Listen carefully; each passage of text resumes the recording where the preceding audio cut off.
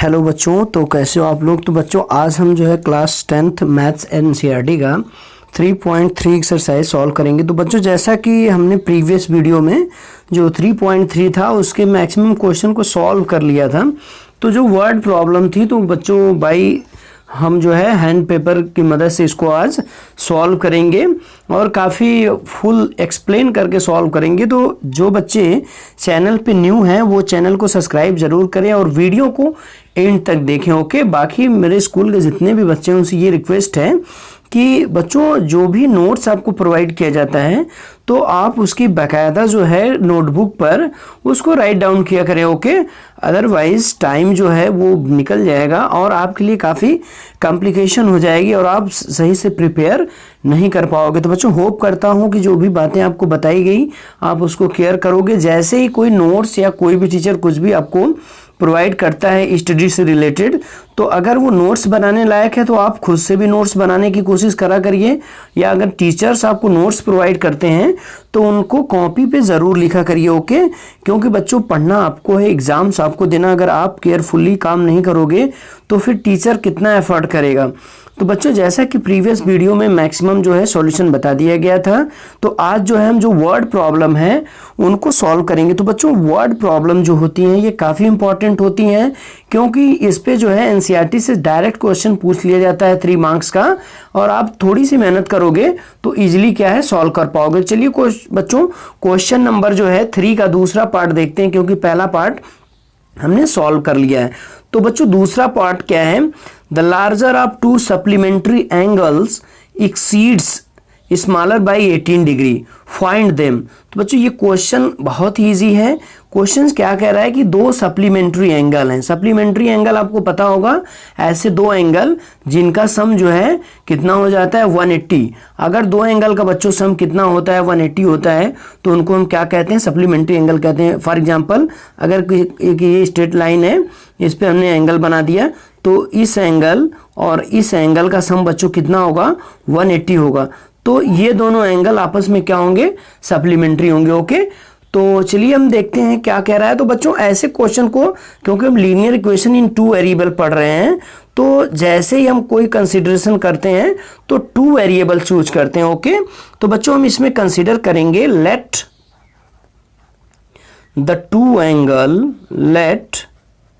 The two angle be X and Y. Okay, तो बच्चों काफ़ी आसानी से कंसीडर किया जाता है। तो हमने सपोज कर लिया कि वो दोनों एंगल क्या हैं, एक्स और वाई हैं। ओके, तो बच्चों पहली कंडीशन हम क्या कर सकते हैं कि क्योंकि सप्लीमेंट्री एंगल का सम कितना होता है 180 होता है, तो हम क्या करेंगे x plus Y equals to 180 लिख सकते हैं। ओके, ये काफ़ी आसानी से आपको समझ में आ रहा होगा और इसको हम इक्वेशन नंबर फर्स्ट मान लेंगे। और दूसरी कंडीशन क्या दिया है बच्चों, दूसरी कंडीशन दिया है जो ग्रेटर एंगल है, जो ग्रेटर एंगल है वो स्मॉलर एंगल से कितना ज़्यादा है 18 ज़्यादा है।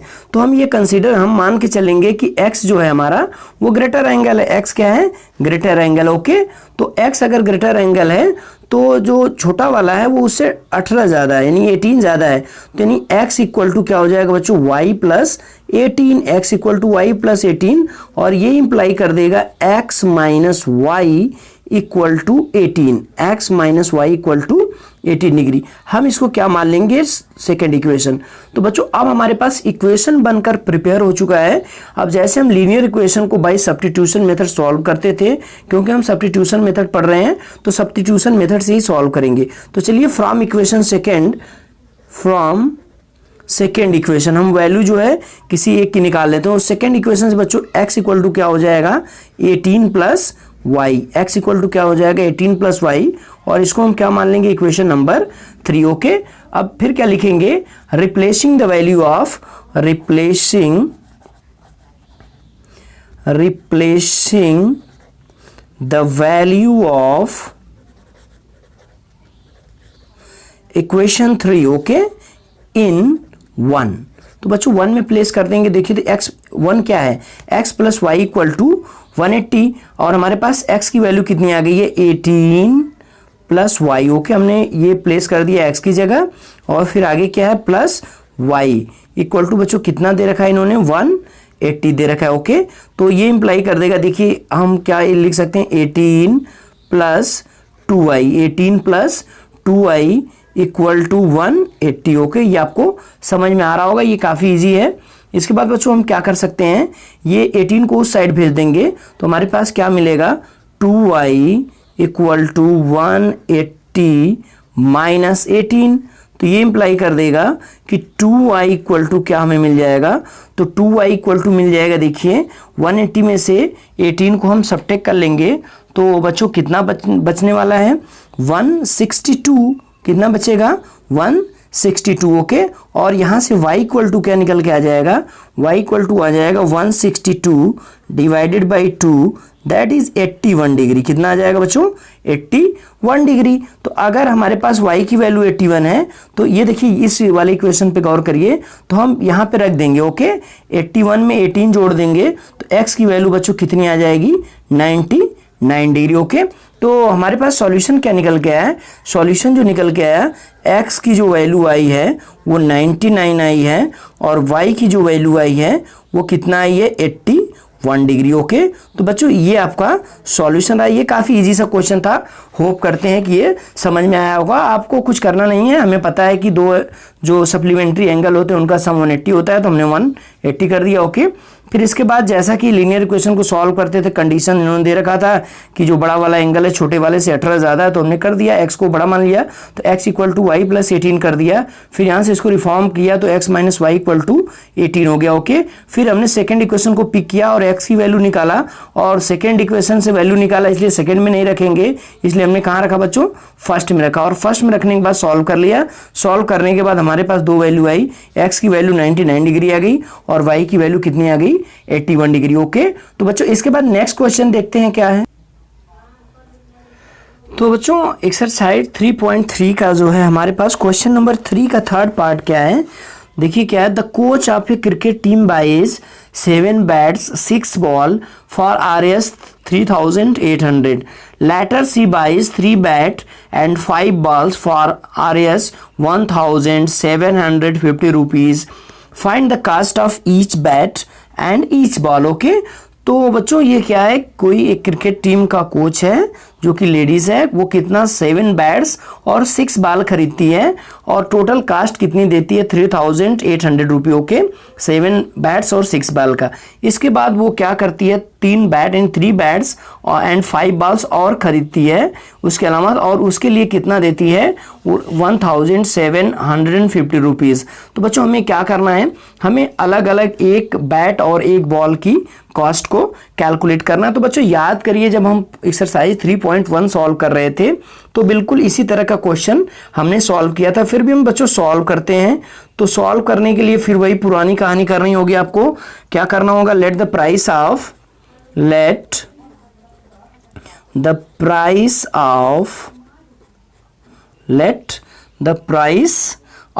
अ bat be x rupee, okay, and ball be y rupees. Okay, तो बच्चों हमने क्या माना कि जो बैट का रेट है वो x रुपी है और जो बॉल का रेट है वो y रुपीज है।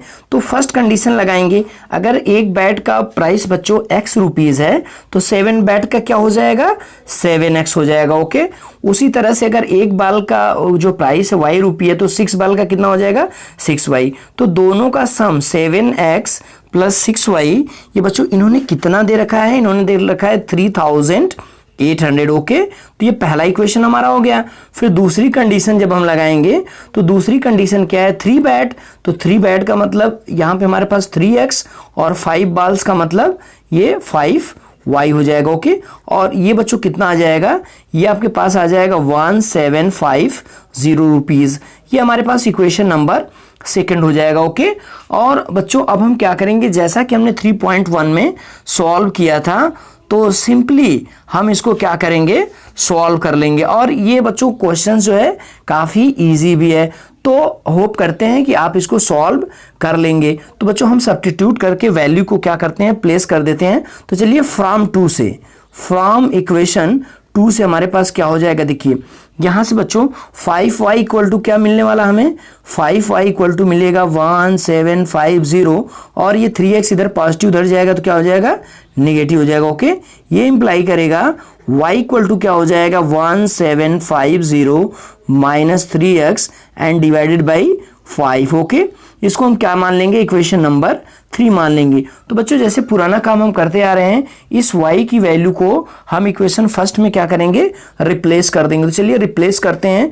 तो जैसा कि है आपके पास पहला इक्वेशन क्या है 7x प्लस 6, और y की वैल्यू बच्चों कितनी है 1750 minus 3x and divided by 5। Okay, और ये इक्वल्स टू में कितना है, ये इक्वल्स टू में आपके पास दिख रहा है 3800 रुपीज़। ओके, तो अब बच्चों हमने क्या किया है, इसको रिप्लेस कर दिया। ओके, अब हम फिर क्या करेंगे, अब हम इसको क्या करेंगे, सॉल्व करेंगे।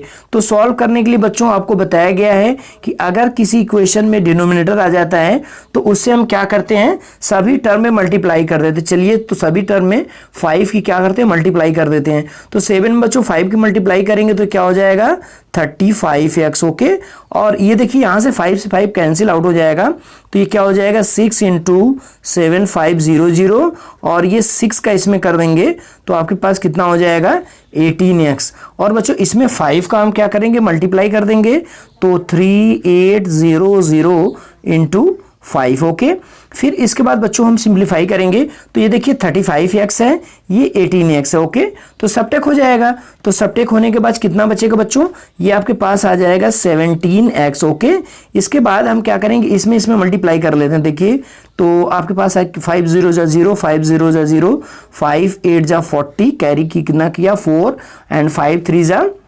15, एंड 15 4 19, यानी 19,000 हो जाएगा। ओके, और ये प्लस है, उधर माइनस हो जाएगा, तो देखिए माइनस होके कितना हो जाएगा, इसका मल्टीप्लाई इसमें कर लेते हैं। तो 6 0 जा 0, 6 5 जा 30, और 6 7 जा 42, 42 और 3 45, एंड ये 10,500। ओके, तो बच्चों ये 17x आपके पास कितना आ जाएगा, ये 17x इक्वल टू, आप इसमें से क्या करोगे, सबटेक कर लोगे। क्या करोगे, सबटेक कर लोगे। तो सबटेक करने के बाद बच्चों कितना बचेगा, सबटेक कर लेते हैं इसको। ओके, तो देखते हैं सबटेक करने के बाद कितना बचता है। तो बच्चों हमने सबटेक किया तो 8500 हो गया, और ये क्या है, इंप्लाई कर देगा x इक्वल टू, जब हम सॉल्व करेंगे तो ये आपके पास 8500 यानी 8500 डिवाइडेड बाई 17, तो ये कितना हो जाएगा 500। ओके, तो x की जो प्राइस आ गई वो 500 आ गई। सिंपली बच्चों हम क्या करेंगे, किसी जो ये इक्वेशन जो हमने माना है इसमें प्लेस कर देंगे, इसमें क्या करेंगे x की वैल्यू प्लेस कर देंगे। तो देखिए प्लेस करेंगे तो क्या हो जाएगा 7500 माइनस 1500 एंड डिवाइडेड बाई 5, तो ये आपके पास क्या हो जाएगा 25।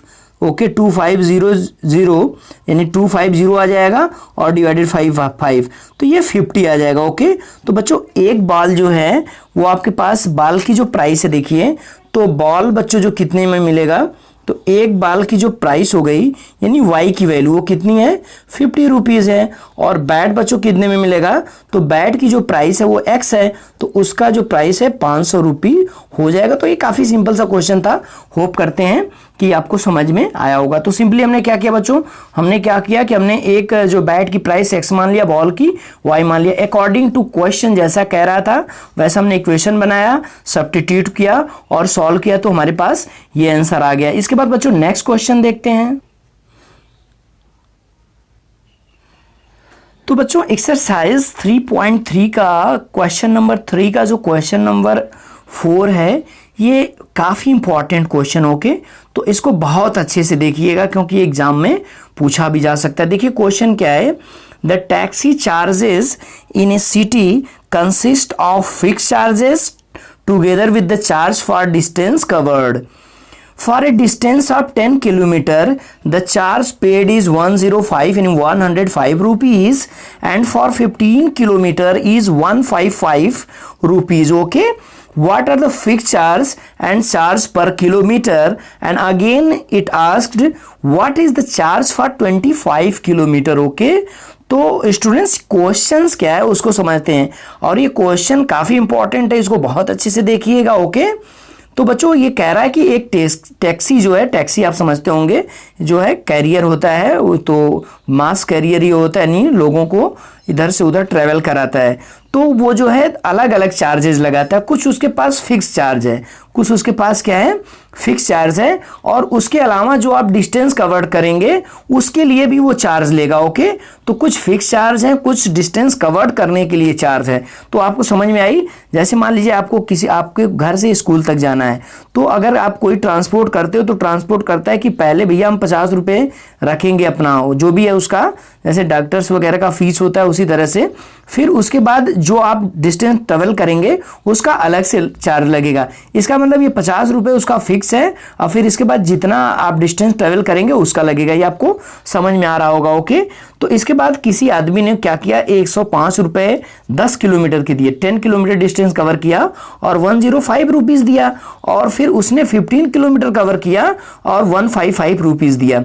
तो ये आपसे पूछ रहे हैं कि फिक्स चार्ज जो है, यानी जो फीस टाइप का चार्ज जो ले रहा है वो कितना है, और उसका जो चार्ज पर किलोमीटर है वो कितना है। तो बच्चों इसके लिए हम क्या करेंगे, इसके लिए हम सिंपली टू वेरिएबल का इस्तेमाल करेंगे।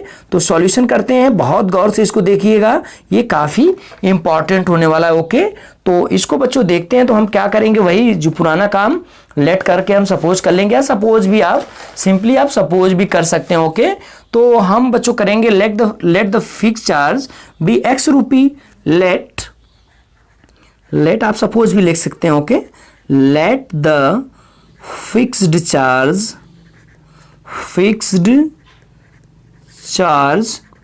B x rupee. Okay, and charge पर किलोमीटर, एंड चार्ज पर kilometre is y rupees. Okay, तो बच्चों फिक्स चार्ज को हम x रुपए मान ले रहे हैं, और जो है चार्ज पर किलोमीटर को हम क्या मान ले रहे हैं, y रुपीज। ओके, तो देखिए पहली कंडीशन लगाते हैं। तो पहली कंडीशन आपके पास क्या है, किसी आदमी ने 10 किलोमीटर करा, 10 किलोमीटर डिस्टेंस कवर करा और उसने 105 रुपए दिए। ओके, तो देखिए फिक्स चार्ज तो ऐड रहेगा, यानी x तो उसकी फीस है तो वो तो ऐड रहेगी। चलिए x प्लस, और अगर एक किलोमीटर पर रुपी का y रुपए लेता है तो 10 का कितना लेगा, 10y, यानी x plus 10y equal to कितना लिया है, 105 रुपये। तो इस लाइन के ऊपर आप काफी गौर करिएगा, इसको हम इक्वेशन नंबर 1 कंसीडर करने वाले। तो देखिए क्या हमने कहा कि जो फिक्स चार्ज दैट इज उसकी फीस की तरह जो चार्ज लेता है वो x रुपए है, और फिर आगे जाएंगे तो पर किलोमीटर का वो चार्ज लेता है। तो x तो फिक्स है तो ये तो ऐड होगा ही होगा, और जब उसने 10 किलोमीटर कवर किया तो 1 किलोमीटर का y रुपए है, तो 10 किलोमीटर का क्या हो जाएगा, 10y हो जाएगा। इसके बाद हम दूसरी कंडीशन देखते हैं। तो दूसरी कंडीशन में उसमें 15 किलोमीटर कवर करा, तो x तो उसकी फीस है या फिक्स चार्ज है, ये तो लगेगा ही लगेगा। इसके बाद बच्चों कितना हो जाएगा, 15y, ये क्या हो जाएगा, 15y इक्वल टू 155 रुपीज। ये हो गया इक्वेशन नंबर 2। ओके, तो आपको ये कंडीशन समझ में आनी चाहिए। कंडीशन क्या है कि कोई टैक्सी जो है वो x रुपए उसका फिक्स चार्ज है, वो लेना ही लेना है, वो लेगा। इसके पास प्लस करके जितनी डिस्टेंस कवर करोगे उसके हिसाब से वो क्या लेगा, चार्ज लेगा। तो इस तरह से हमने दो इक्वेशन बना लिया। अब हमारे लिए काम जो है पुराना हो गया, जैसे हम पहले सॉल्व करते थे। तो फ्रॉम इक्वेशन 2 या फर्स्ट जो, चलिए हम from equation 2 we have, okay, from equation 2 we have, तो x इक्वल टू बच्चों कितना हो जाएगा, 155 minus 15y। Okay, equation number 3। इसके बाद क्या लिखेंगे बच्चों, replacing the value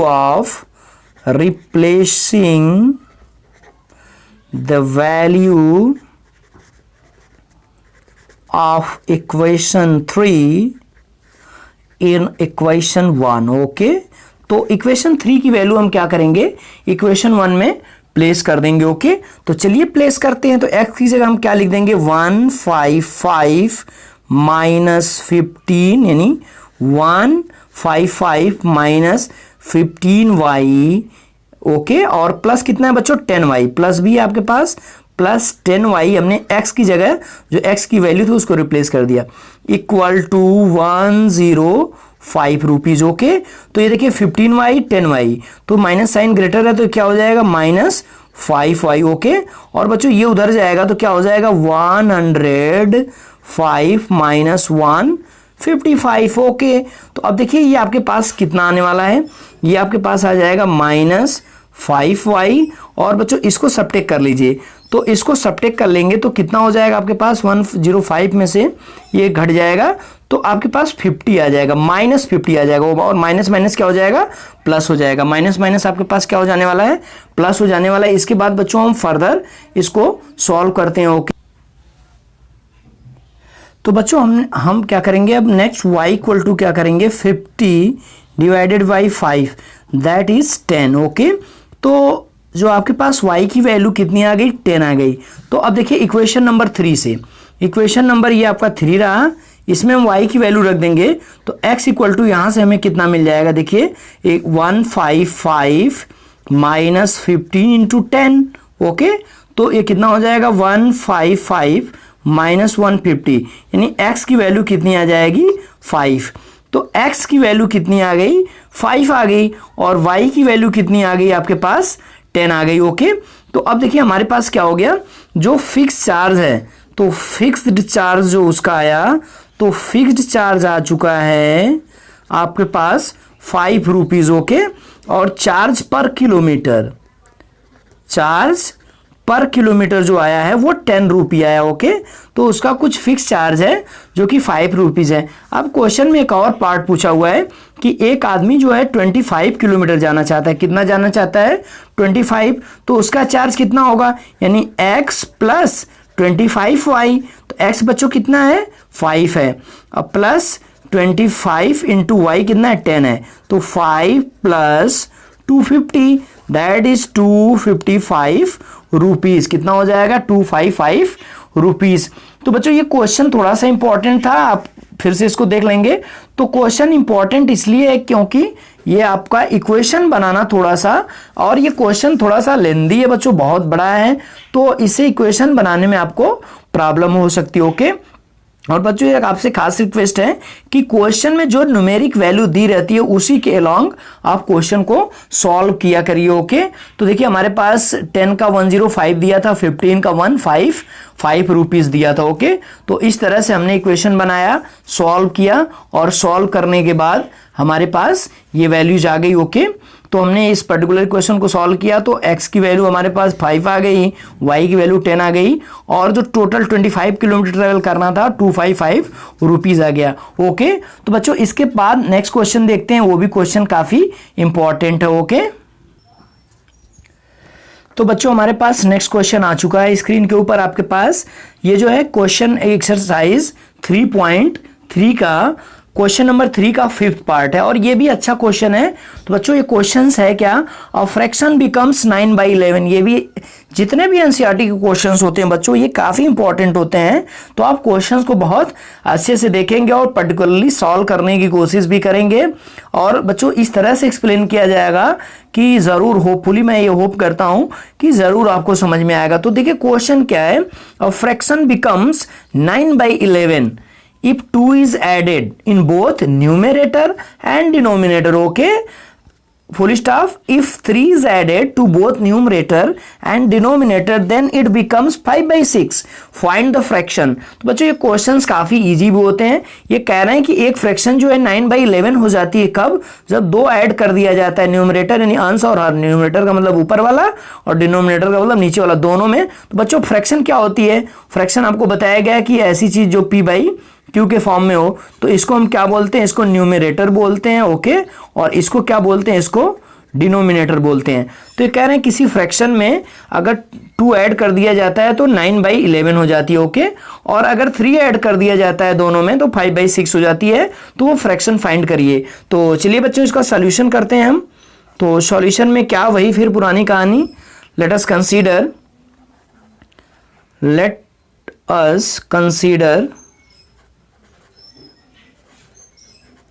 the fraction b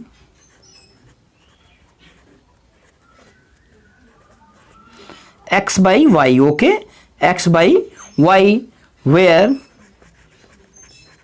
x क्या है बच्चों, x आपके पास है न्यूमरेटर ओके, x क्या है न्यूमरेटर। ओके, ये आपको समझ में आ रहा होगा फ्रैक्शन अगर आपने थोड़ा भी पढ़ा होगा। और y क्या है, y आपका डिनोमिनेटर। स्पेलिंग आप इसकी याद कर लेंगे क्योंकि बच्चे अक्सर ये बता नहीं पाते हैं। तो x न्यूमरेटर है, y क्या है, डिनोमिनेटर है। ओके, ये आपने फ्रैक्शन कंसीडर कर लिया।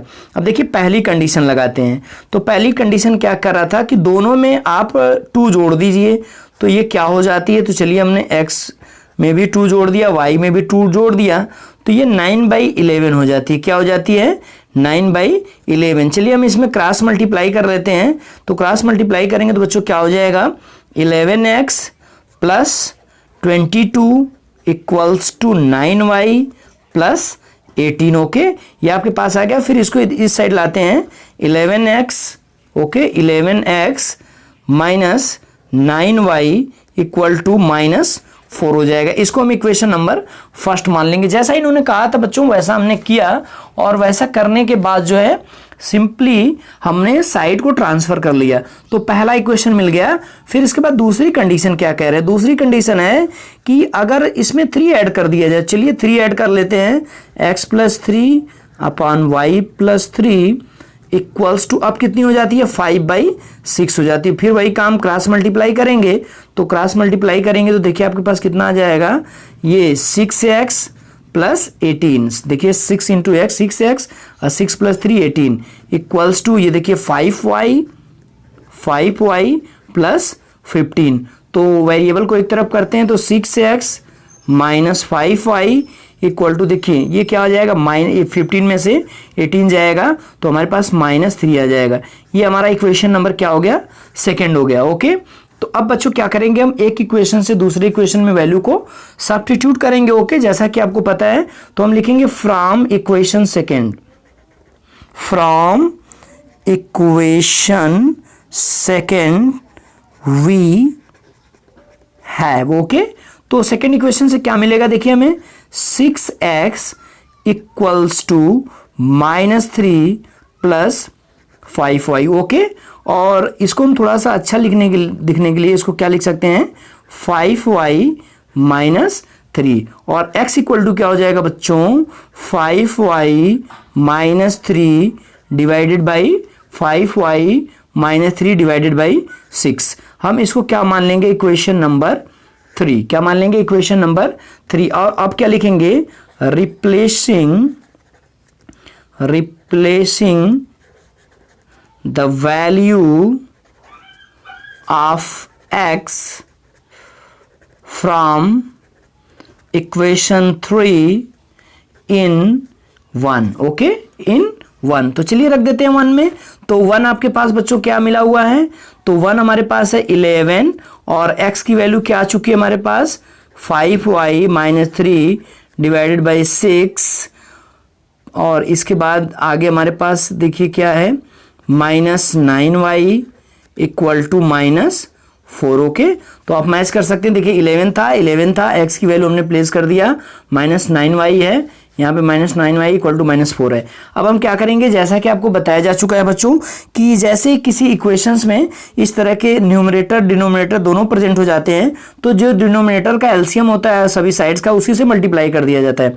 तो चलिए हम 6 से सब में मल्टीप्लाई कर देंगे। तो देखिए ये हो जाएगा 11 5y माइनस 3। ओके, और 6 इसमें मल्टीप्लाई करेंगे तो 9 6 54, y इक्वल टू -24 हो जाएगा। 6 से हमने क्या किया, हर साइड मल्टीप्लाई कर दिया। चलिए अब इसको ब्रैकेट को सॉल्व कर लेते हैं कि हो जाएगा 55y minus 33 minus 54y equal to -24। Okay, तो देखिए बच्चों 55y और 54y दोनों सबटेक हो जाए तो क्या बचेगा, ओनली y बचेगा। ओनली क्या बचेगा, y बचेगा। अब देखिए ये -24 हो गया, ये उधर जाएगा तो +34 हो जाएगा, तो ये कितना आ जाएगा, 9 आ जाएगा। ओके, तो अब देखिए y इक्वल टू हमारे पास कितनी वैल्यू आई, ये आपको समझ में आया होगा कि देखिए 55y में से 54y निकल जाएगा तो y बचेगा, और 24 यानी -24 को एज स्टिल हमने लिखा, और -33 को उस साइड ले गए तो +33 हो गया। 33 में से 24 सबटेक हुआ, 9 हो गया। तो y की वैल्यू बच्चों कितनी आ जाएगी, y की वैल्यू हमारे पास 9 आ गई।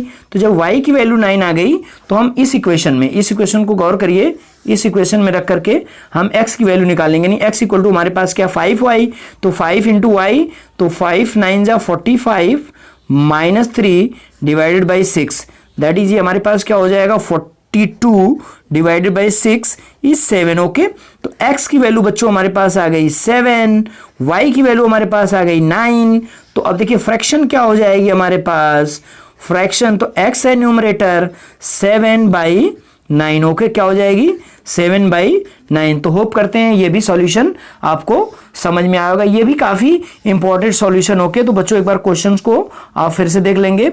तो क्वेश्चन एक्चुअली टफ नहीं है, काफी इजी है। आपको फ्रैक्शन कंसीडर कर लेना है x बाई वाई, और जैसे ही पहले कहा कि 2 ऐड कर दो न्यूमरेटर एंड डिनोमिनेटर में, हमने 2 ऐड कर दिया न्यूमरेटर और डिनोमिनेटर में, तो 9/11 आ गया। क्रॉस मल्टीप्लाई किया, सिंपली सॉल्व किया, जो कि आपको सॉल्व करना आता है। इस तरह से सॉल्व करते हुए हमारे पास फाइनली जो आंसर क्या मिला बच्चों फ्रैक्शन का 7/9। ओके, इसके बाद लास्ट क्वेश्चन एक्सरसाइज का करते हैं, ये भी क्वेश्चन काफी इंपॉर्टेंट ही है। तो देखते हैं बच्चों लास्ट क्वेश्चन क्या है। तो बच्चों एक्सरसाइज 3.3 का लास्ट क्वेश्चन आ गया। क्वेश्चन नंबर 3 का क्वेश्चन नंबर 6 है, और ये थोड़ा सा एज से रिलेटेड क्वेश्चन है, ये भी बहुत इंपॉर्टेंट है, तो इसको भी बहुत अच्छे से आप देखेंगे। तो बच्चों क्वेश्चंस क्या है देखते हैं। 5 years hence the age of Jacob will be 3 times that of his son, full stop. 5 years ago Jacob's age was 7 times that of his son. What is their present age? What is their present age? Okay, तो question क्या कह रहा है 5 years hence। 5 years hence का मतलब जो है hence को बच्चों ये आफ्टर भी हम कहते हैं। ओके, तो 5 years नहीं 5 वर्ष बाद the age of Jacob will be 3 times that of his son। तो जो उसकी जैकब की एज होगी, जैकब जो है हो सकता है उसका फादर हो, जैकब की जो एज होगी वो अपने बेटे की 3 टाइम्स होगी। ओके, एंड 5 years ago, और 5 साल पहले क्या रहा है, 5 साल पहले Jacob's age was 7 times that of his son. तो जैकब की जो एज है वो अपने जो सन की थी वो 7 टाइम्स थी। तो पूछ रहे हैं प्रेजेंट एज क्या होगी। तो चलिए बच्चों इसको सॉल्व करते हैं। तो अब देखिए एक आपको खास इसमें याद रखना है एज ए नोट्स। तो बच्चों एज ए नोट आप क्या याद रखेंगे कि एज वाले क्वेश्चन में अगर हेंस आता है, क्या आता है, हेंस आता है या आफ्टर आता है, हेंस आता है या आफ्टर आता है, तो इसका मतलब होता है बाद में। इसका मतलब क्या होता है, बाद में। तो चीज़ें ऐड हो जाती हैं, चीज़ें क्या हो जाती है, जैसे हमने प्रेजेंट एक्स सपोज किया तो 5 years हेंस क्या हो जाएगा, x + 5 हो जाएगा। ओके, अब ओके ये आपको समझ में आ रहा होगा। यानी 5 वर्ष बाद, जैसे अगर हम इस समय जो है 15 year के हैं तो 5 year बाद कितना हो जाएंगे, 20 year के हो जाएंगे। क्या हुआ, ऐड हुआ। और अगर हम इस समय 15 year के हैं, 5 years ago, एगो का मतलब क्या होता है बच्चों, पहले। 5 years ago हम कितने के रहे होंगे, 10 के रहे होंगे। कैसे पता चला, 5 सब्ट्रैक्ट कर दिया। तो चलिए हम कंसीडर करते हैं। तो कंसीडर करने के लिए लेट पहले करेंगे, ठीक है। Let their present age, their present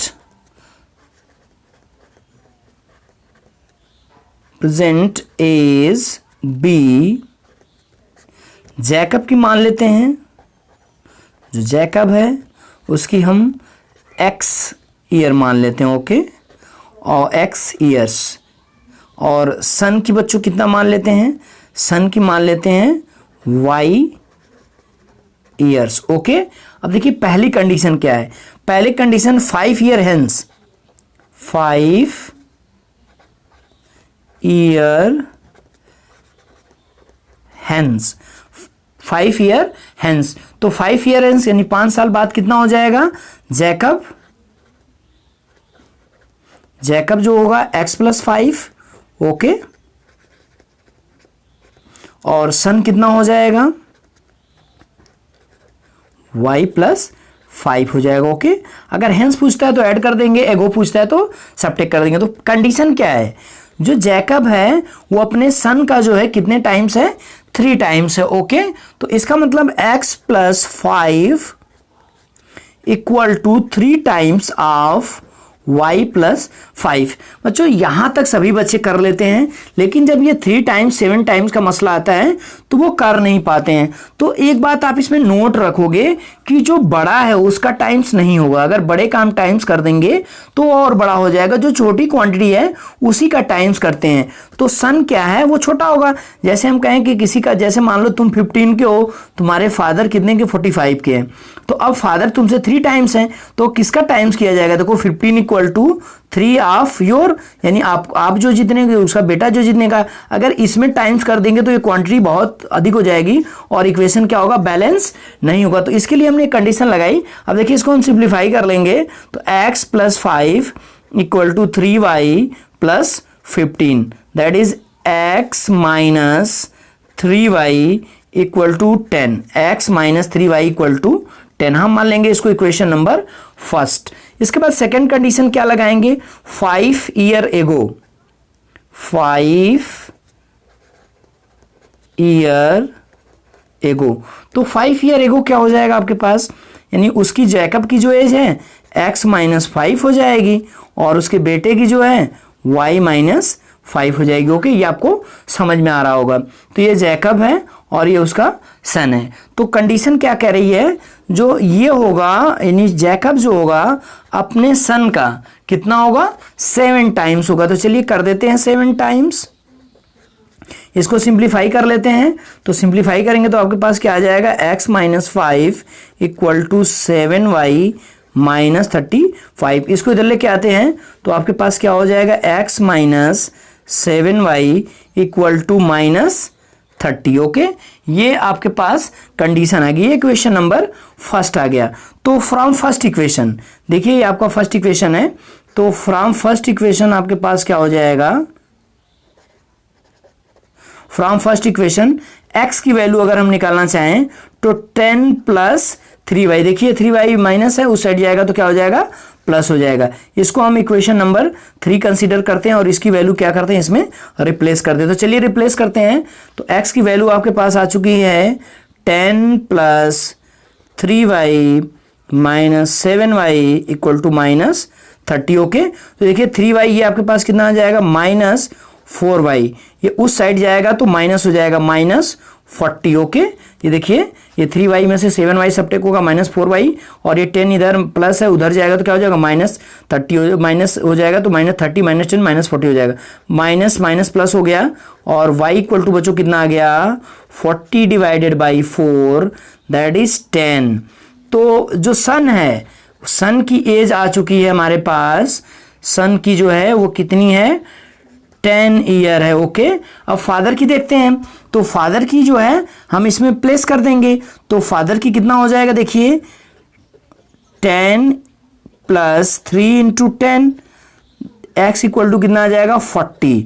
तो बच्चों फादर की कितनी आ गई, नहीं जैकब, जो जैकब है उसकी एज कितनी आ गई, 40 ईयर्स। ओके, तो बच्चों ये दोनों के एज आ गई। जो सन है वो 10 ईयर का है और जो फादर आ गया वो कितने का आ गया, 40 ईयर्स का आ गया। तो बच्चों ये क्वेश्चन था थोड़ा सा लेंदी तो नहीं कहेंगे, आप प्रेजेंस ऑफ माइंड अगर इस्तेमाल करते हैं तो काफ़ी इजीली इस क्वेश्चंस को सॉल्व कर पाएंगे। ओके, तो बच्चों होप करते हैं कि आज का सॉल्यूशन आपको अच्छा लगा होगा। अगर आपको टीचिंग अच्छी लग रही है तो प्लीज़ चैनल को शेयर और सब्सक्राइब करिए। जो बच्चे चैनल पे न्यू हैं वो चैनल को ज़रूर शेयर और सब्सक्राइब करें।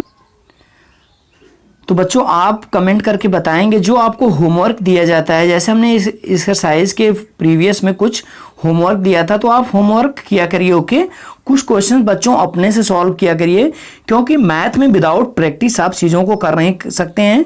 तो आज के लिए इतना ही, मिलते हैं नेक्स्ट वीडियो में। लेकिन उससे पहले आपसे एक रिक्वेस्ट है कि जो भी बच्चे चैनल पे न्यू हैं वो चैनल को शेयर और सब्सक्राइब जरूर करें, और जो ओल्ड स्टूडेंट्स हैं उनसे हमारी एक रिक्वेस्ट है कि प्लीज़ अपने साथ और बच्चों को कनेक्ट करें ताकि एजुकेशन जो है अब मैक्सिमम बच्चों के साथ पहुंच सके, क्योंकि बच्चों वीडियो बनाने में काफ़ी टीचर को एफर्ट करना पड़ता है। तो व्यूअर जितने ज़्यादा रहेंगे तो उतना अच्छा होगा। तो चलिए आज के लिए इतना ही, थैंक्स। मिलते हैं नेक्स्ट वीडियो में एलिमिनेशन मेथड लेकर के, तब तक खुश रहिए। ओके।